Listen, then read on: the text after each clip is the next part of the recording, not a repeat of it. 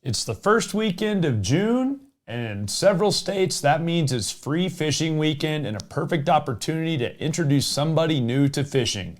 It also means the lakes and rivers are going to be crowded, so we're going to talk about both those topics on this episode of Fishful Thinker, the podcast. I'm Chad LaChance, and you're listening to Fishful Thinker, the podcast. All things fishful, all the time. Hey guys, Chad LaChance here. I appreciate you tuning in once again to this episode of Fishful Thinker, the podcast. Of course, brought to you as always by the fine folks at Sportsman's Warehouse. Visit them at sportsmans.com or one of 136 stores nationwide, including some new ones down in my home state of Florida. Guys, it's June. It's finally June. June's one of my favorite 2 months out of the year. I like June and I like October. Those are my two favorite months, and that's just a personal thing. But one reason I like June so much, guys, is the weather's finally getting a little bit more stable and the fish are on the chow. That's something you can count on. In June, all over the western United States, the fish are, all other things being equal, are going to be eating very, very well, and that makes for some happy time.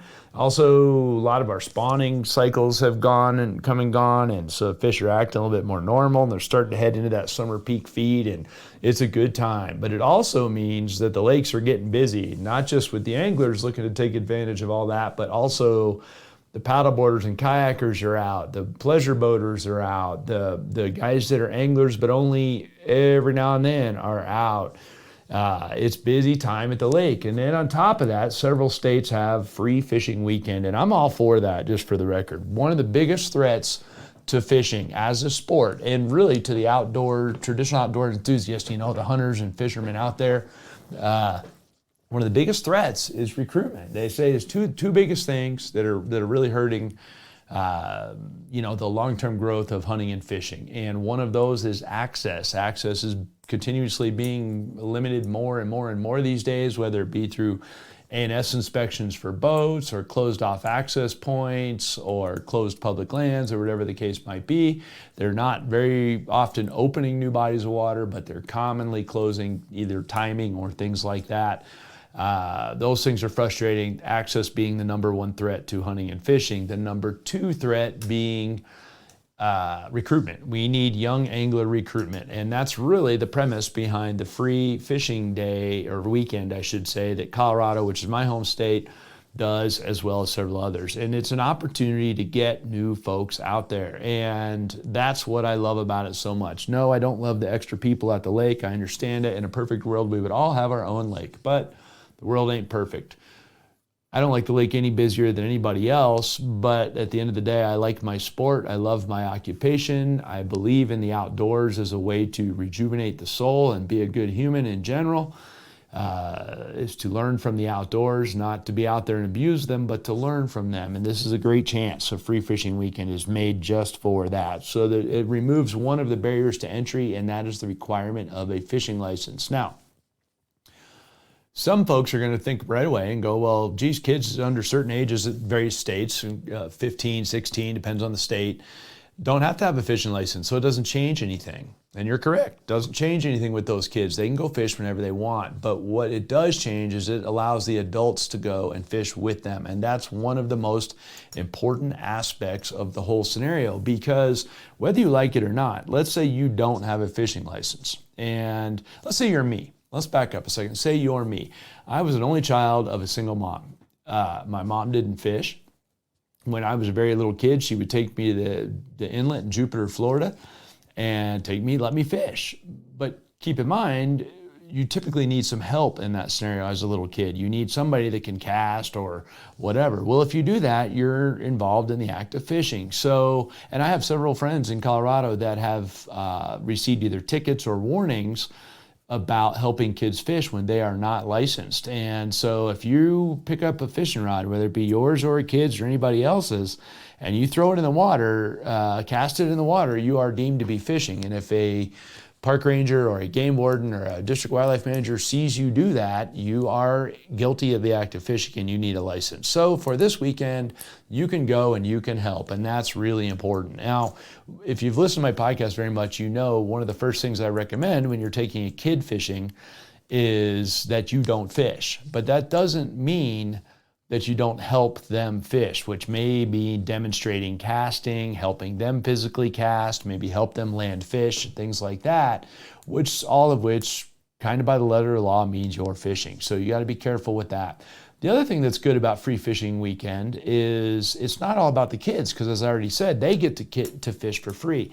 But what if you got a neighbor that's always asking for some of your crappie fillets, or you got a coworker that's mildly humored by the fact that you're fishing all the time and they don't get it? Why are you so gung-ho on Tuesday that you're going to get to go fishing on Saturday?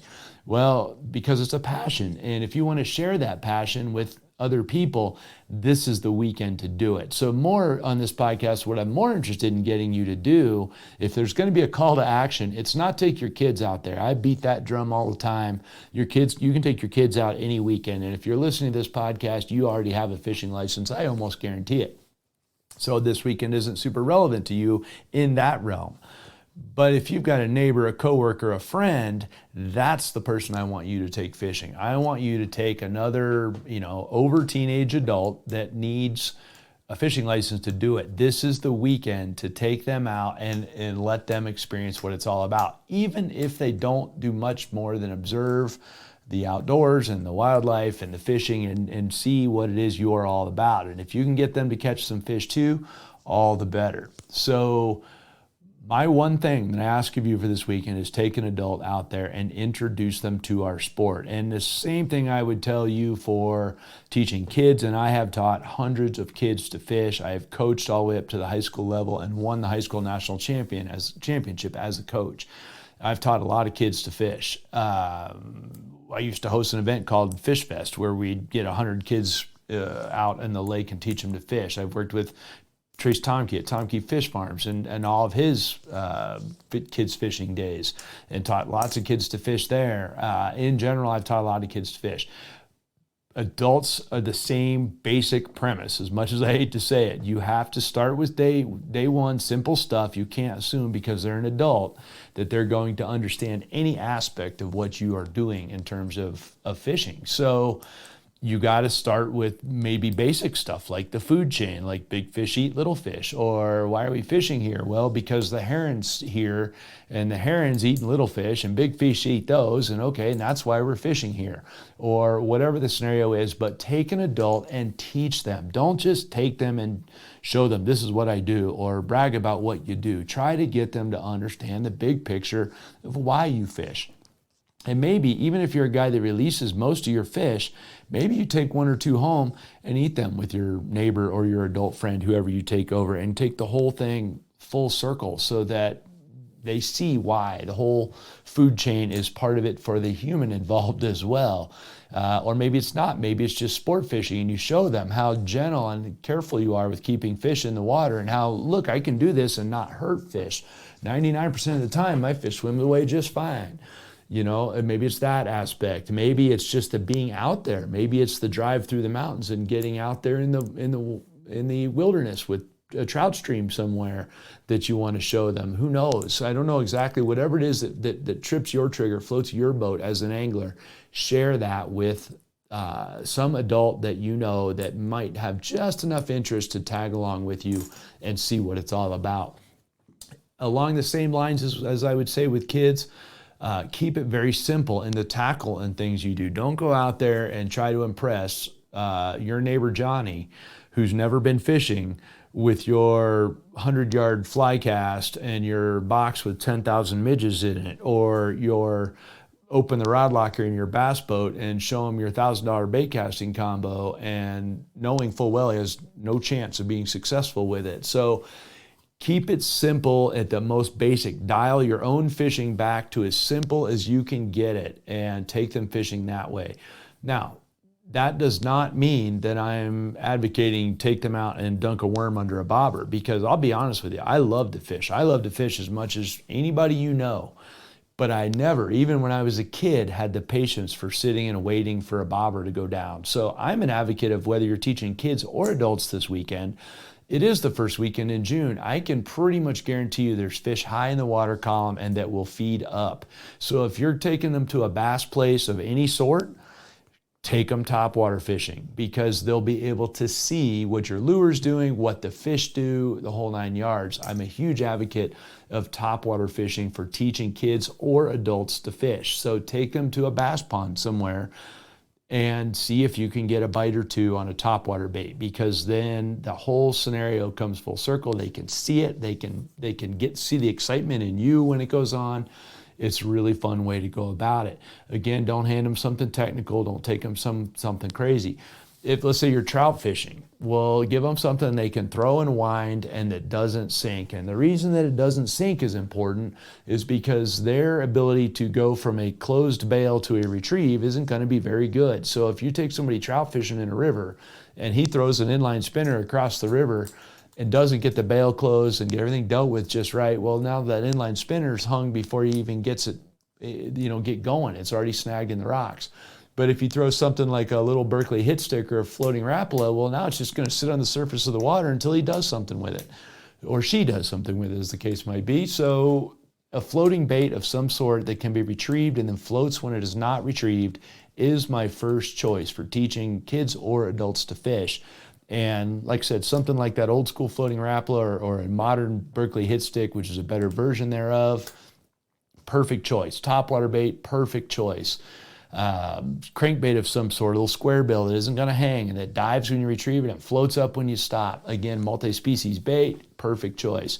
Very easy for introducing kids to fish, and or adults, I should say. And oh, by the way, it's June, and it's a safe bet that all or some of those will get bit for just about any species you want to throw.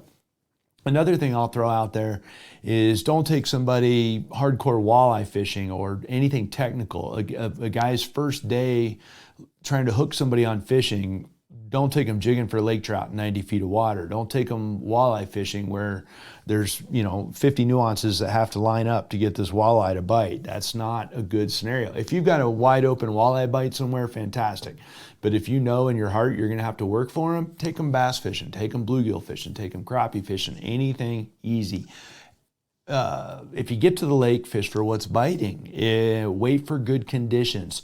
Also, if the bite's going to be good in the afternoon, don't drag them out at 3 o'clock in the morning. If you know you're going to have storms in the afternoon, get out there early and beat the storms. Because until somebody has a big love of fishing, they're not going to endure early mornings. They're not going to endure freezing cold. They're not going to endure crazy storms and being out in it. They don't want to be out in a boat in 20-mile-an-hour winds unless they're crazy hooked on fishing like you and I are. And so keep those things in mind. But this weekend is the time to do it. Now, the one caveat I'll throw out there about this weekend is the lakes are going to be busy. And the way I would approach that with people is exactly with the explanation like we're going here. Look, it's free fishing weekend. Some days it's busy, some days it's not. It is going to be busy this weekend wherever you fish. I can pretty much guarantee you that. The question is going to be, how well do you sell that craziness to the people that you take out fishing? Some people won't care. If you're from a city situation, you live in downtown somewhere, you're used to having people around, it's one thing. If you live rural like I do, having a bunch of people around is not necessarily so good. So address that situation with whoever it is you take, and do your best to convince them. And this is my segue into the second half of this podcast, which is going to be something completely different. Do your best to convince them that all of those people are not going to bother the fish nearly as much as you think. And one of the biggest misconceptions I get, and I get this all the time on guide trips. I run a guided fishing business. I take people out fishing. People don't understand why I fish boat ramps so much. The reason I fish boat ramps so much is because they're the busiest place on the lake. And that's counterintuitive, but it's also intuitive if you think about it the other way around. There's always boat traffic there. They're used to having boats around. That boat traffic stirs the bottom up. That boat traffic, once it stirs the bottom up, then gets the food chain in action because, it's now, stirred up the phytoplankton, which is now being eaten by the zooplankton, which is now being eaten by the various invertebrates, and up through the food chain we go. Boat ramps are great places to fish, and I like them when they're busy. And to extrapolate farther on that, when the lake is really busy, you don't have to be sneaky with your presentations. You don't have to be sneaky with your trolling motor. You don't have to deal with being quiet in general. I mean, just overall, the busier the lake is, the more almost reckless you can be in your angling in terms of getting bites. That's not to say it's the best time to catch the biggest fish or anything like that, but I suspect most guys going out on June 3rd and 4th for free fishing weekend are just looking to catch some fish.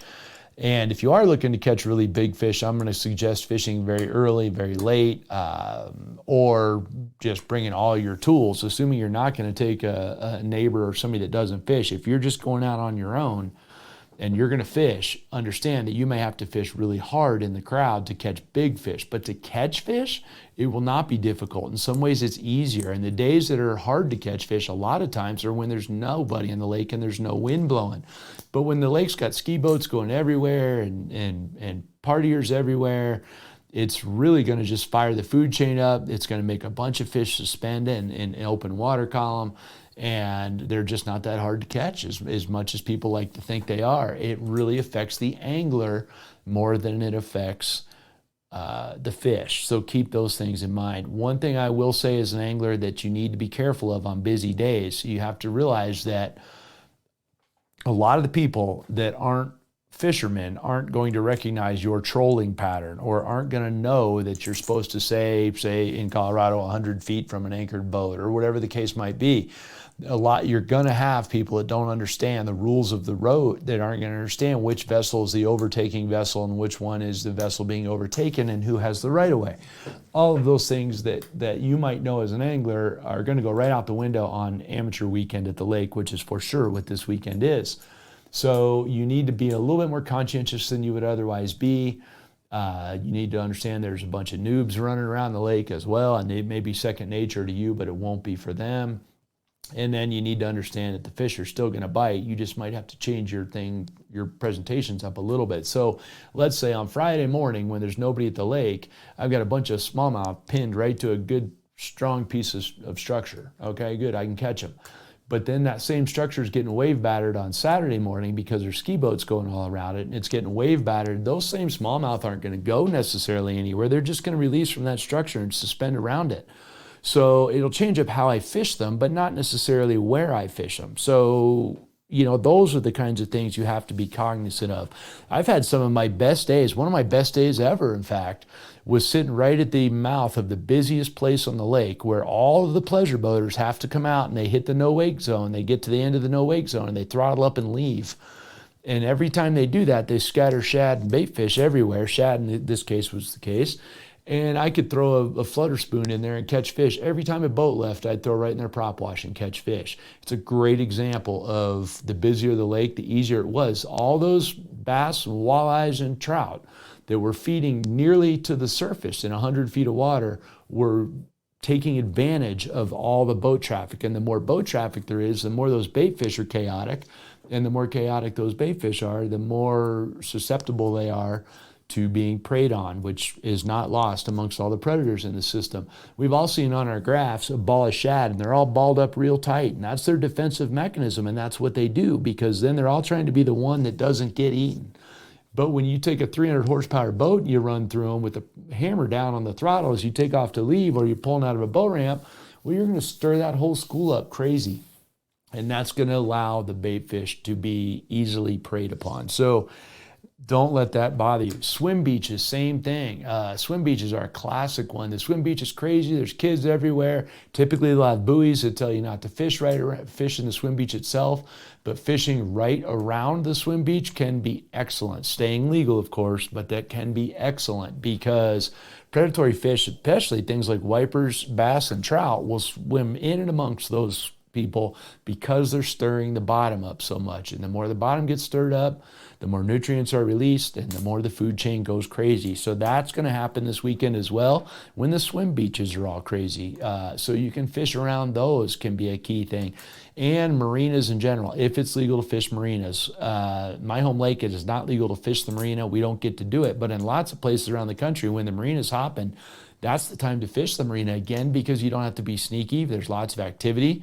The fish are used to it. It happens all day long. For one. For two, there's stuff being thrown in the water in a lot of cases, food's going overboard.